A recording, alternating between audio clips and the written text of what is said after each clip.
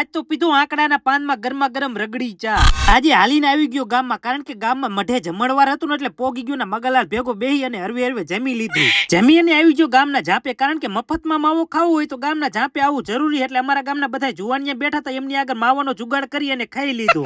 માવો ખાઈ રહ્યો તો એક નાનું એવું ફોલોવરડું મળી ગયું, એટલે એને રામ રામ કરીને પછી છેલ્લે માવજા ભાઈનો માવો ખાઈને મગલાલ ને બાય બે બોલીને નીકળી ગયો. ક્યાં પૃથ્વીનો છેડો માણાને ઘર હોય, પણ મારે ખેતર એટલે ખેતર તો જાવું જ પડે.